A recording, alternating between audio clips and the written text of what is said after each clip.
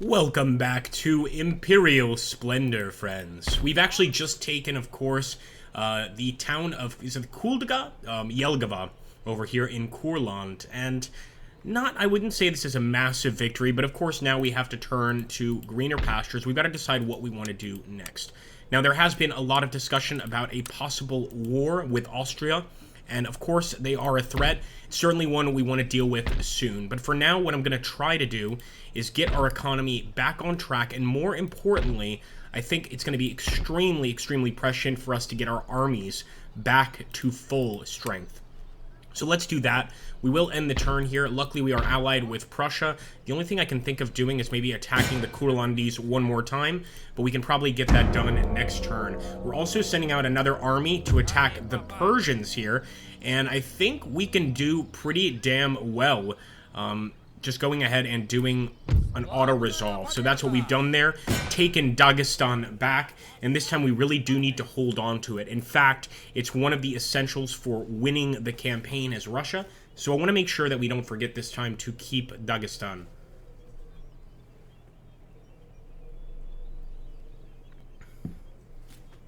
It has taken quite a while there, and that's definitely got me worried because it suggests that maybe they're planning something against us, or maybe they just have such a monumental amount of troops that they're going to start movements, which is taking a lot of time.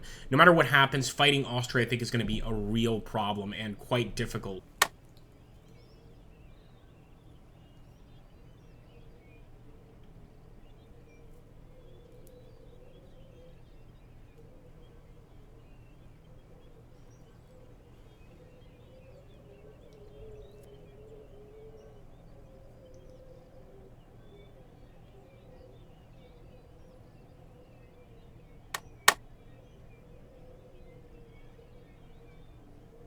Okay, also Norway. We were allied with them initially, but it looks like maybe not anymore. So the Norwegians are also a problem, and all the way up there in the far north.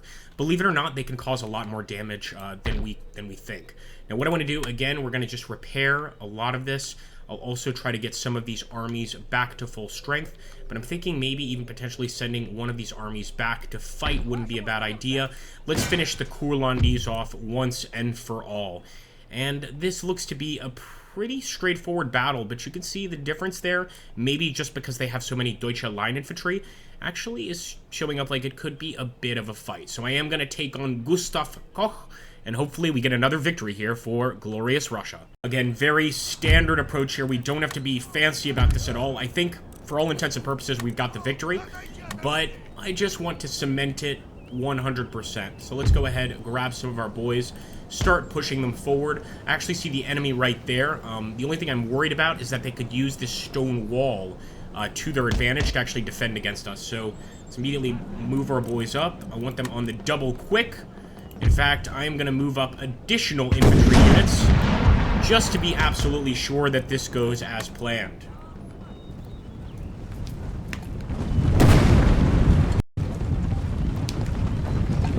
Already seeing enemy troops out there. It could be the general unit or potentially... No, it is the general's bodyguard. I was thinking it could also be artillery. We are moving our Morskoy Polk. Wouldn't say this is an elite unit, but it is one of our finer units here. So we want to be quick, and it looks like the Kurlandese are also trying to get into position as quickly as possible here with that Deutsche line infantry. And we saw in the last battle against these guys, they may be small, but they are tough. So we really do want to try and shoot them down quickly, if at all possible. Look at this. They're actually already trying to attack us here. Let's get into a square. I think it is the enemy general. Perhaps they've decided there's no point in continuing the fight. Fire!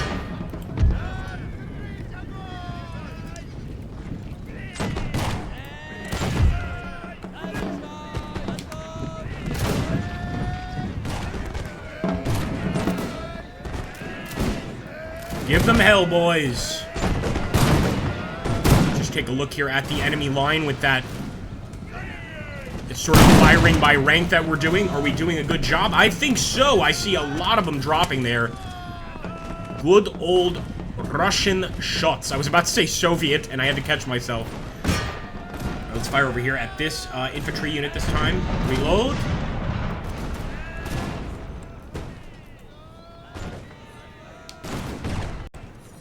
Keep it up, boys.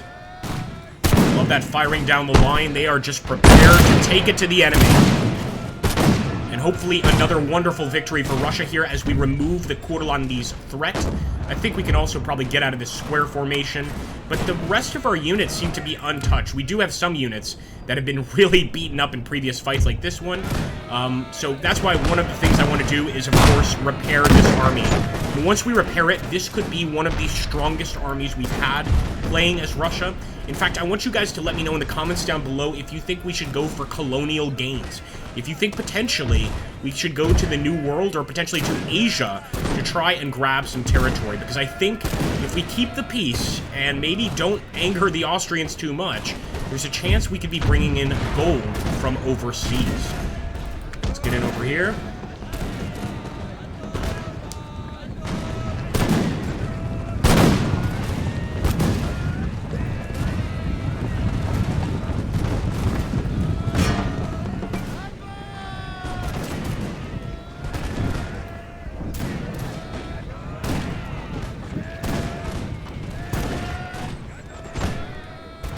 We could probably run these guys down with just a good old charge, but you see, they've got some additional units back here. These are, I think, the full Deutsche Line Infantry units, so I want to be cautious. In fact, I might even bring up some of the more full units here, and maybe even... our cavalry's not looking good. I think I'm going to keep him back. But let's bring some Admiraletsky battalions forward. And I'm starting to see why this battle was not a certainty, because our units are pretty beat up from the last fight. We're about to get into another one.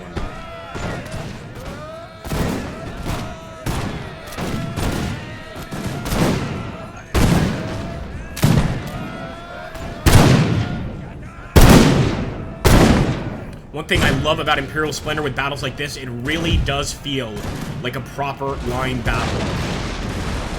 It's taking a while. It's definitely taking everything out of our men just to keep it up. And in fact, we've got a new line approaching. I'm going to switch fire to him. Come on, boys.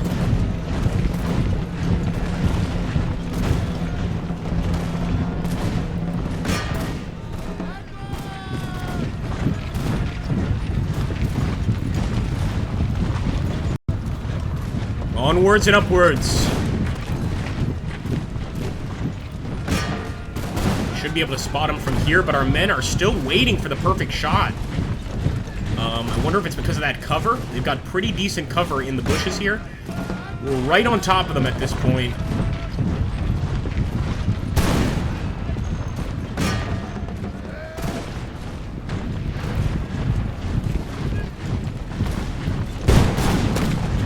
Not sure why they refuse to fire. We'll have to go in for a charge. It's going to be a useless charge, but just not sure why they decided not to fire there. Maybe the wall? Despite us losing this fight for sure, you can see right away causing some damage to the enemy line here. It's a shame we didn't bring a second group up, because we could have used 2 charges here, would have certainly dislodged them. Get them, boys. It looks like our men are the ones running, but incredibly running into the enemy lines, which is not what we're looking for. Thankfully, we have brought our other group forward, and they have a much better view of this Deutsche Line Infantry unit.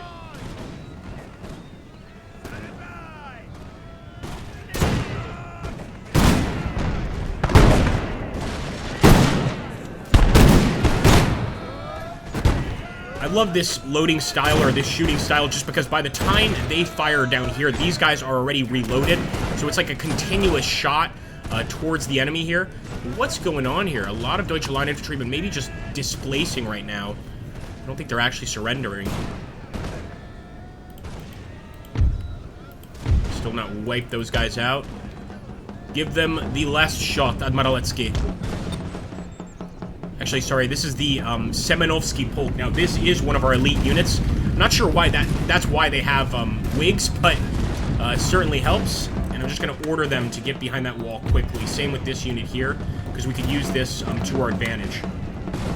Especially with the enemy in that position.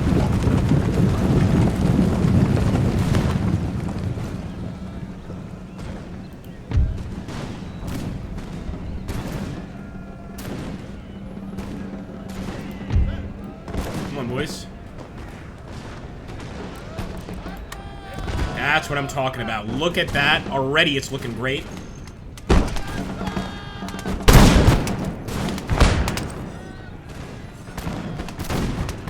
These are the moments in the battles I love the most, when we get a nice flanking shot like this. Right on the enemy here. Show them the might of the Russian Empire, boys. And again, this army desperately needs to be built up, reshaped once again, but they're going to get one last fight to prove themselves, where the men can be separated from the boys.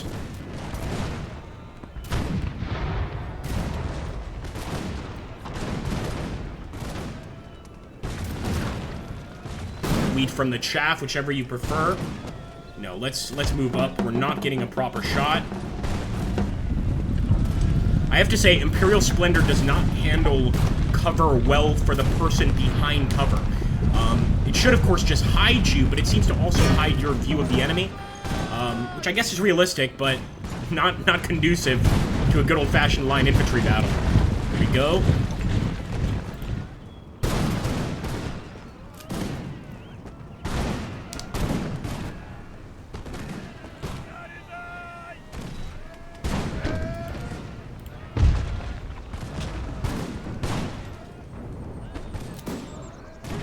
There we go.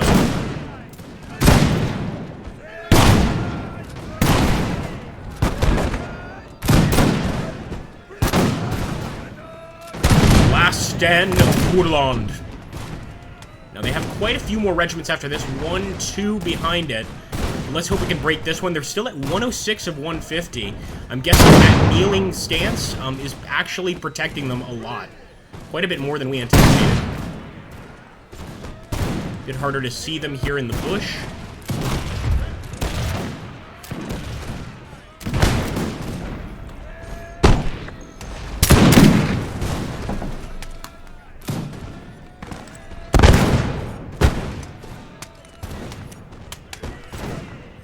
And another thing we could try is just a good old-fashioned bayonet charge across the battlefield. But that doesn't seem like the measured approach here. The proper approach is really to keep our distance and keep on firing at the enemy. Of course, over time, wounding them. They're down to 87 now, which is pretty bad. In fact, what I'm going to do is move these men over here. Let's go ahead, order a quick march, and just keep this stone wall as our defensive line, period.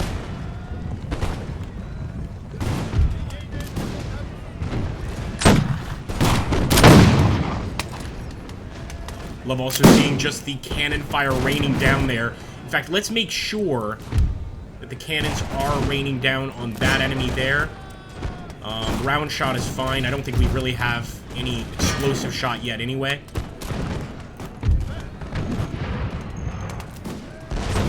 Nice!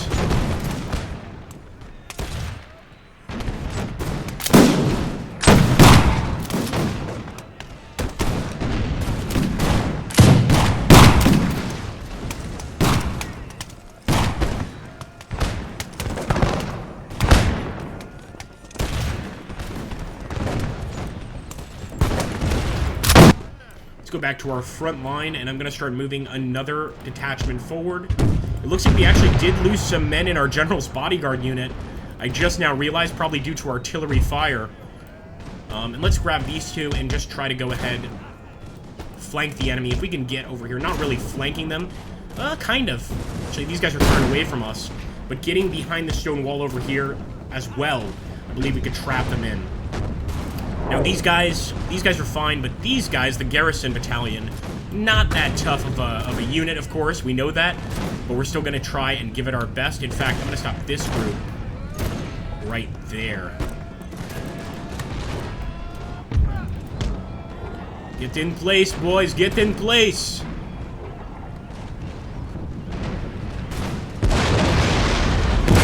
Oh, my gosh.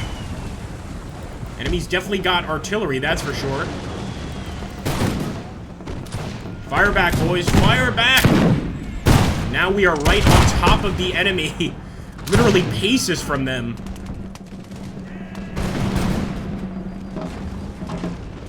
Get in there, boys.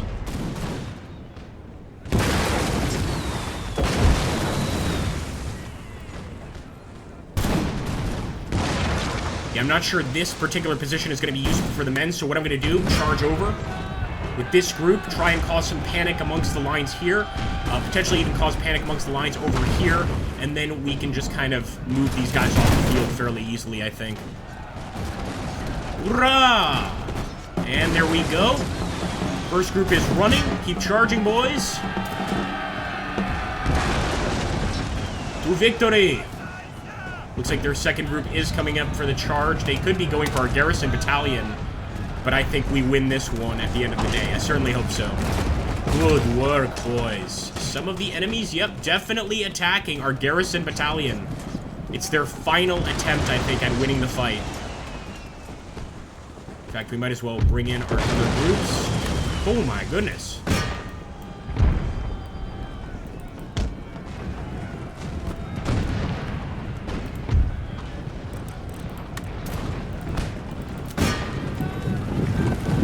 Look at how many of them got shot up here out of 51. Well, only 10. This was already a small group, but they are still fighting like mad dogs. Hurrah!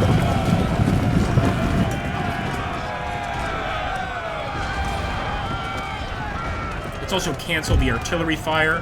Just gonna have them hold because they are dealing damage to our own men.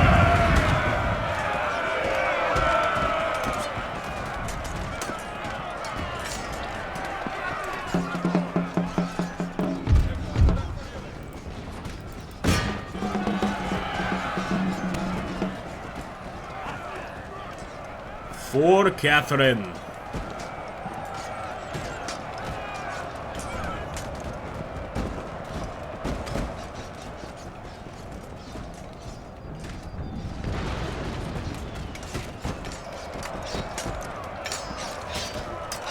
And look at that. We've actually got an enemy commander right there with his saber. This is definitely the last group of enemies for sure. They might have some artillery, things like that kind of hidden back here. But I think in terms of infantry, there's not much left. We're going to have to get the medics out on the field, or I should say the surgeons out on the field quickly, because both sides got some grievous wounds here, and a lot of these wounds due to bayonets, rifle butts, etc. It's like American Civil War combat in this battle here.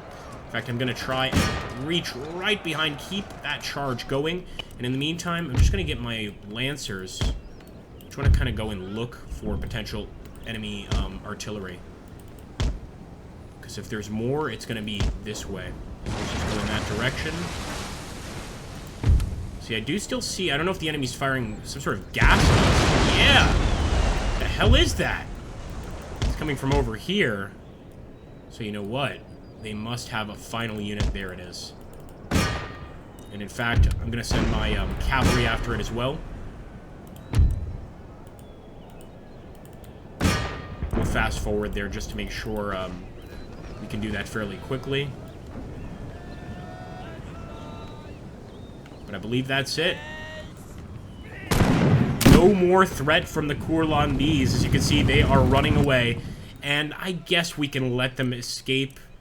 They better run quickly before I change my mind. I'll just go run them down. Rebels are rebels, no matter Kurlandese or otherwise.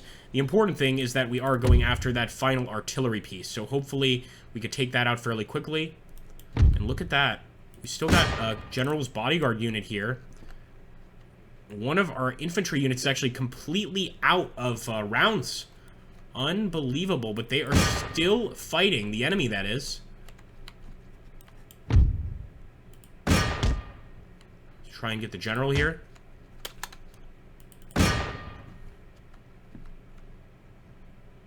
At least he went down like a man. He didn't want to subject his men to any more humiliation. And it definitely looks like he went down fighting. Alright, guys, a close victory. So I'm glad we fought it. I think if we had tried to auto-resolve that one, it would have actually been a defeat there. We managed to kill 385 of our men, and that's no small amount of men whatsoever. So what I'm going to do here, now the Kurlandese are back in Prussian territory. The Prussians are our friends here. One thing I am worried about is the rebellion occurring over here, which could put them back in the hands of the Austrians. So let's immediately head towards Lithuania here. And on the way, I am going to start repairing this army. But let me tell you guys, this is going to take a very long time and probably a whole ton of money. So here we go. We'll just get what we can. And actually at 2844, I might try to focus on the economy. Just see if there's anything we can fix. That factory or that town, for instance, a repair cost of 2660, but those iron workshops bring in a tremendous amount in terms of region wealth. Also, we have this gentleman heading towards the nearest university.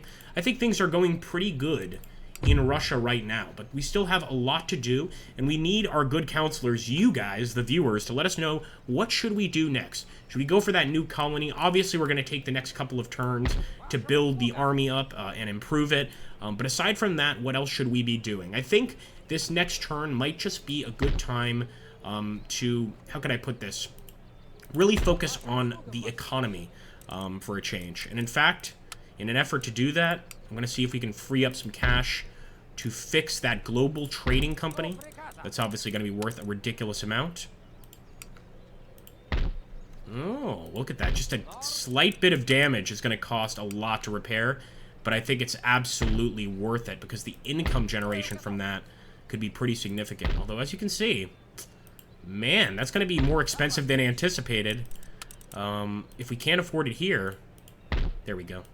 So we can't afford the global trading company, and in lieu of having our colonies, this is a good start. Obviously, though, if we got our colonies, we would have the Russian trading company ready to go.